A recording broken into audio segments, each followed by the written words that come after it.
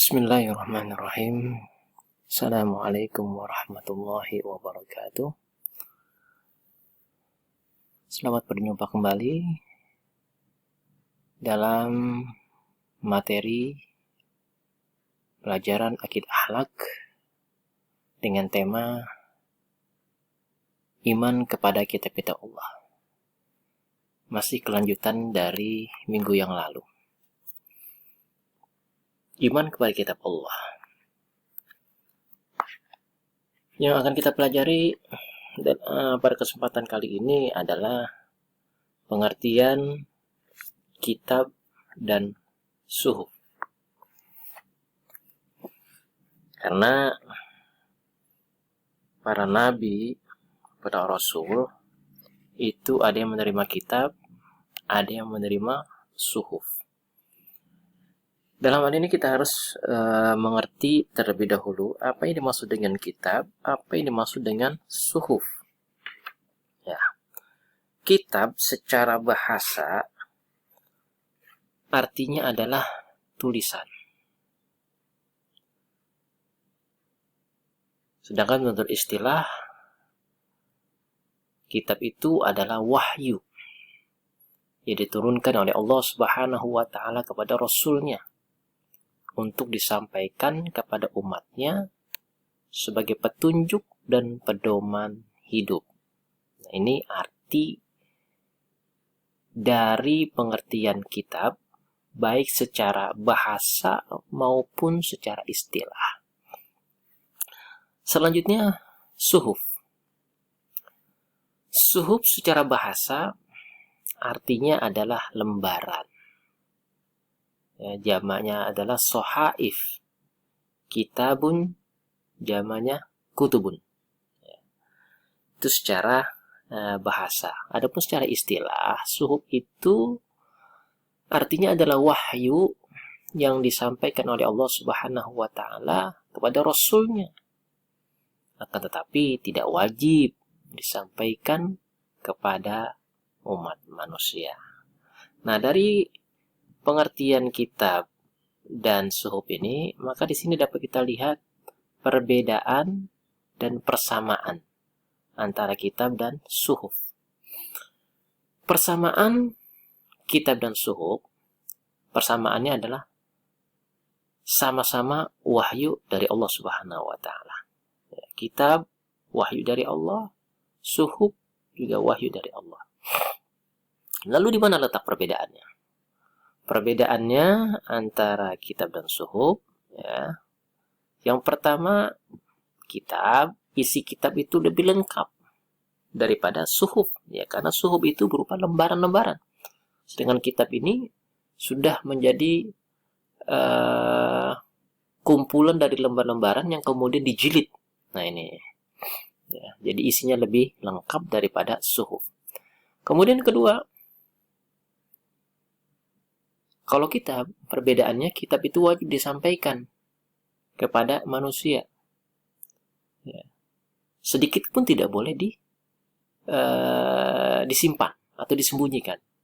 Ya, harus disampaikan, ya, kepada umat manusia untuk diketahui dan diikuti. Nah, sedangkan suhuf ini tidak wajib untuk disampaikan. Nah, kemudian perbedaan yang ketiga, kalau kitab itu dibukukan, ya, sedangkan suhuf itu tidak dibukukan. Itu artinya masih dalam bentuk lembaran-lembaran. Nah, di antara para nabi yang menerima suhuf, ya, di antaranya adalah Nabi Adam alaihissalam. Nabi Adam ini menerima suhuf dari Allah Subhanahu wa Ta'ala sebanyak 10. Kemudian Nabi Syed alaihissalam, ya, sebanyak 50 suhuf. Nabi Idris alaihissalam sebanyak 30 suhuf. Nabi Ibrahim alaihissalam menerima suhuf sebanyak 10. Kemudian Nabi Musa alaihissalam yang menerima suhuf sebanyak 10 suhuf.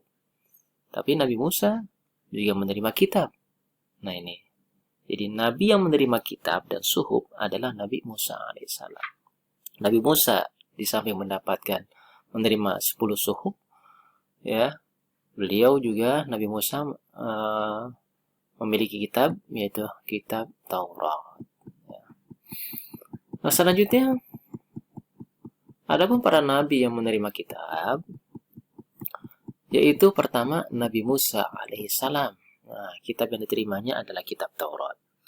Yang kedua Nabi Daud alaihissalam, ya, kitabnya adalah kitab Zabur. Kemudian Nabi Isa alaihissalam, kitabnya adalah kitab Injil. Dan Nabi Muhammad SAW, beliau menerima kitab Al-Quranul Karim. Nah, anak-anak sekalian berbahagia. Kemudian kitab-kitab Allah Subhanahu wa Ta'ala yang wajib diimani itu ada 4. Dan kitab-kitab ini saling melengkapi. Ya. Kitab Taurat dilengkapi oleh kitab Zabur. Kitab Zabur dilengkapi, disempurnakan oleh kitab Injil. Nah, dari semua kitab Taurat, Zabur, Injil, disempurnakan lagi ya oleh kitab suci Al-Quranul Karim. Nah, Al-Quranul Karim inilah kitab yang paling sempurna. Ini wajib diimani. Nah, adapun kitab yang wajib diimani, pertama adalah kitab Taurat. Taurat ini berasal dari bahasa Ibrani, yaitu Torah. Torah artinya ini adalah hukum. Nah, adapun isi utama kitab Taurat ini adalah 10 perintah atau 10 firman yang diterima oleh Nabi Musa alaihissalam ketika beliau berada di Bukit Tur Sina. Nah, 10 firman atau 10 perintah itu adalah pertama, perintah mencintai Allah Subhanahu wa Ta'ala. Kemudian perintah berzikir kepada Allah Subhanahu wa Ta'ala. Yang ketiga, perintah mengkuduskan hari Allah Subhanahu wa Ta'ala, yaitu hari Sabtu. Kemudian yang keempat, perintah menghormati kedua orang tua. Yang kelima, perintah menghindari pembunuhan. Keenam, perintah menghindari perbuatan keji.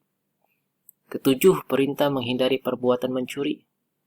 Kedelapan, perintah menghindari perbuatan bohong. 9, perintah menghindari perbuatan cabul. 10, perintah menghindari perbuatan memiliki barang orang lain dengan cara yang tidak halal. Nah, inilah isi daripada kitab Taurat, itu 10 perintah yang diterima oleh Nabi Musa alaihissalam ketika beliau berada di Bukit Tur Sina. Nah, kitab yang kedua yang wajib kita imani beserta isinya adalah kitab Zabur. Nah, kitab Zabur diturunkan kepada Nabi Daud. Arti Zabur artinya adalah tulisan. Zabur atau juga disebut dengan sebutan Mazmur. Nah, adapun isi kitab Zabur itu yang pertama adalah berisikan 150 nyanyian dan pujian. Karena Nabi Daud, sebagaimana kita tahu, adalah seorang nabi yang memiliki suara yang paling indah.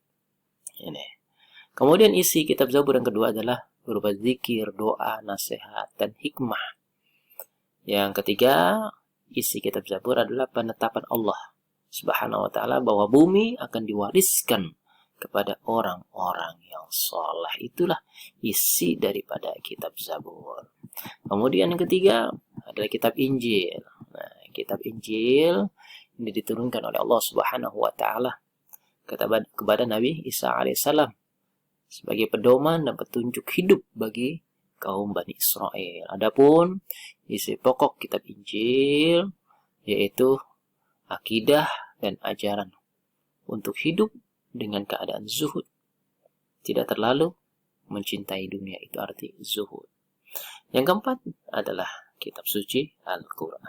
Nah, Al-Quran secara bahasa berarti bacaan, sedangkan menurut istilah kalam Allah atau firman Allah Subhanahu wa Ta'ala yang diturunkan kepada Nabi Muhammad SAW sebagai mukjizatnya, dan bagi yang membacanya merupakan ibadah. Adapun isi pokok kitab suci Al-Quran, ya, pertama adalah mengenai tauhid, yang kedua ibadah, yang ketiga janji dan ancaman, yang keempat hukum-hukum dan peraturan yang mengatur kehidupan manusia baik di dunia ataupun di akhirat. Yang kelima, kisah dan riwayat orang-orang terdahulu. Nah, dari keempat kitab suci ini yang dijaga kemurniannya, kesuciannya oleh Allah Subhanahu wa taala adalah kitab suci Al-Qur'an. Ya, kitab Taurat, Zabur, Injil itu tidak dijaga. Ya, tidak dijamin oleh Allah Subhanahu wa taala. Karena apa? Karena kitab tersebut belum sempurna. Sedangkan Al-Qur'an adalah kitab suci yang sudah menyempurnakan dari kitab-kitab sebelumnya. Sehingga Allah Subhanahu wa taala berfirman, "Inna nahnu nazzalna dzikra wa inna lahu lahafizun." Sesungguhnya kami menurunkan Al-Qur'an dan kami juga yang akan memelihara Al-Qur'an. Jadi yang memelihara Al-Qur'an ini bukan hanya Allah, tapi juga umat Islam. Mungkin ini saja yang dapat Bapak sampaikan. Mudah-mudahan walaupun sedikit dapat kita ambil hikmahnya dan dapat menambah wawasan kita mengenai iman kita kepada kitab-kitab suci Allah Subhanahu wa taala. Akhir kata, Assalamualaikum warahmatullahi wabarakatuh.